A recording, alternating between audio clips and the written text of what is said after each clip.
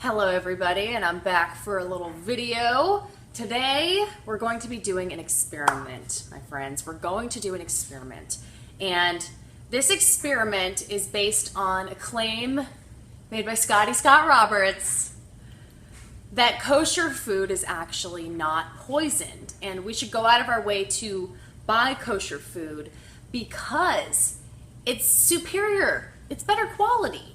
And I just wanted to put this silly theory to rest because, well, I've realized in my own supermarket shopping experience, which I tried to limit, I try to eat as many whole foods from my own garden as possible, which are not kosher, unfortunately. So I guess they're also just not as good as the kosher packaged food.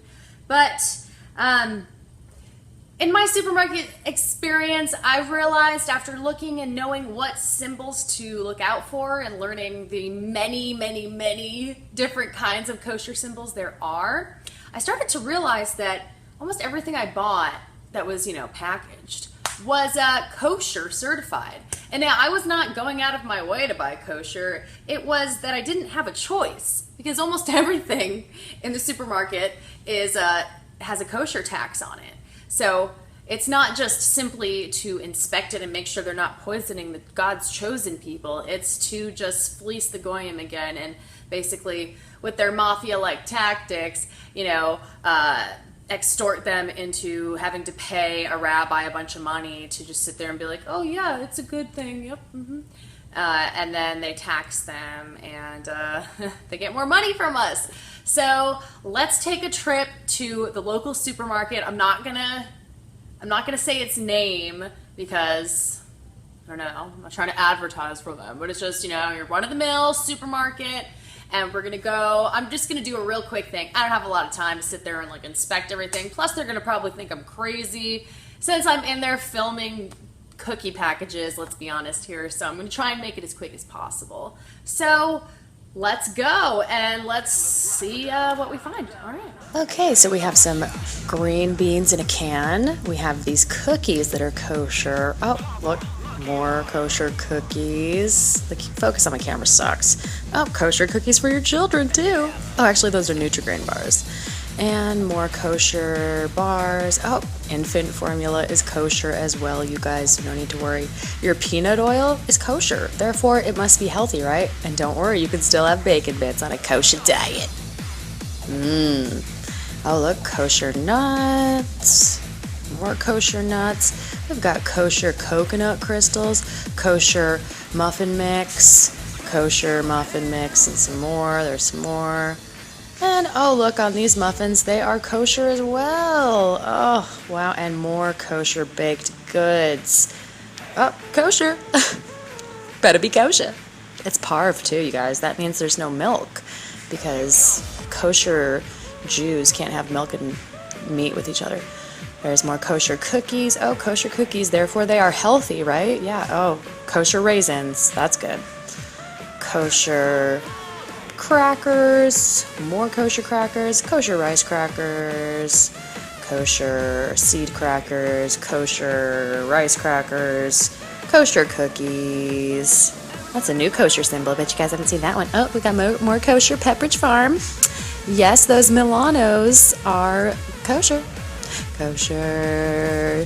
Oh, look, Gatorade's kosher, and it's full of artificial dyes and flavors. Therefore, it must be healthy, though, because kosher food equals not poison. Oh, here we go. Here's the produce section, guys. I could not find anything kosher in here except for this. I think that's a kosher symbol. Might be a new one. So, I don't know. I guess you're going to have to buy things in a can because the canned vegetables are kosher, but the fresh ones aren't. So if you want to not poison yourself, according to Scott Roberts, make sure you buy all the canned goods and don't buy fresh food. Okay, that infant formula, yes, is kosher. Yes, more kosher infant formula. Up, kosher yogurt-covered pretzels, healthy. Oh, kosher chips. GMO oil full of crap and artificial flavors. Yeah, they're kosher though. See, look at the ingredients. Bunch of crap. It's not even food. Crap, and more crap.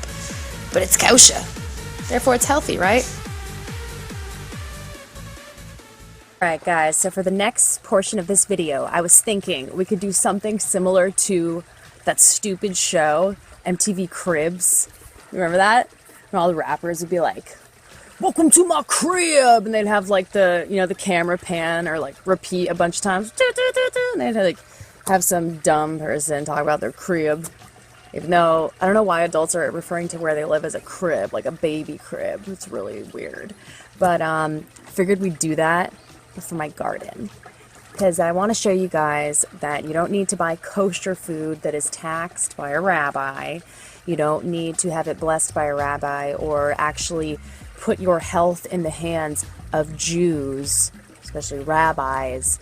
You can grow your own food, and it doesn't have to be kosher. You don't have to pay a kosher tax. You don't have to send money to Israel for them to bomb more people and use us and do what they do. You can grow your own food. It's easy. If you don't have a lot of space, it's okay. You can be creative. So let's go check out my garden. So just to show you guys that you can grow a lot of food and a lot of beautiful flowers in a very small space, okay? Here I have Brussels sprouts, cherry tomatoes, lettuce, cauliflower. And the spiky things are pineapples. If you cut the top off a pineapple and regrow it, it'll bear fruit in about 3 years. Watermelons are coming up. This is going to be corn here. We've got all our seedlings started up here. These are all tomato.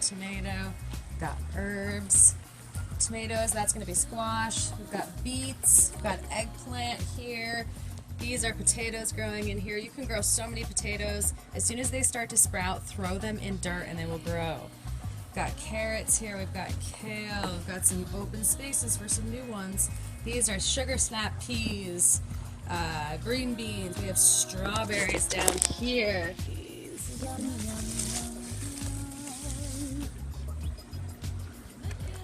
These are grapes. When obviously it's warmer, these will bear fruit.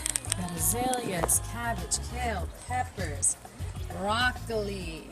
These will be cucumbers, red peppers, cauliflower, carrots, squash, kale, broccoli, and lettuce. Orange tree. This will get big one day and give the big oranges. Fig tree. Flowers. It's our worm bin. So what you do is you buy worms and you throw your food scraps in here. No meat, no dairy, no oil, just fruits and veggies, and citrus is not recommended. And then what these little guys do, they're called red wrigglers. They create nice soil for you. They eat all the scraps and they convert it into nice soil. Of course, the most important thing with gardening or growing anything is good soil. You want it to be a mixture of compost, soil, some of that worm soil is really good too.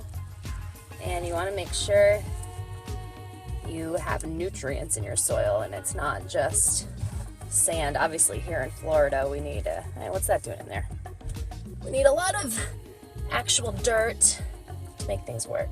So that's it. I encourage you all to start a little garden. Even if you're in an apartment building, you can just find a window that has sun and start doing some herbs or start planting some seedlings and just be creative with it. You can grow a lot of food inside. Look at urban permaculture. If you're in a city, you can actually grow quite a lot, especially if you have roof access.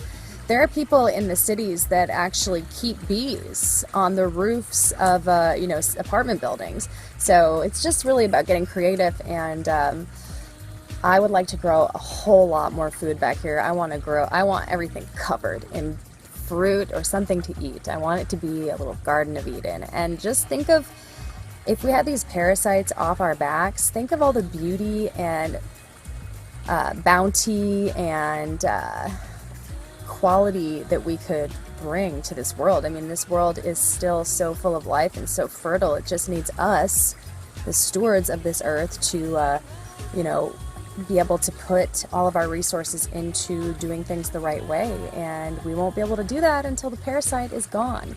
So hopefully this gave you a little bit of inspiration to try just growing something, because it's really not hard. No one ever taught me. I just kind of like just taught myself, you know, and it'll come second nature to you. I'm sure most of you people listening have family who are farmers. I mean, this is part of our DNA. Our people are farmers. We are the ones that invented modern agriculture. You know, we were the ones that have enabled populations to explode because of the food that we're able to provide. So be creative with your space. You know, you can use your front yard, you can do raised beds if you don't have good soil. There are so many different ways. So look into permaculture and gardening, growing food in small spaces, and it's a lot of fun. And children love it too. My son is almost 3 and he already knows how to grow food. I mean, he knows how to put the seed in, how to water it, and how to pick it, and when it's ready, when it's not. So it's just a beautiful thing to be able to do with your child as well. So thanks for watching, and remember, your garden food is not kosher, so you're being a very bad boy. All right, bye guys.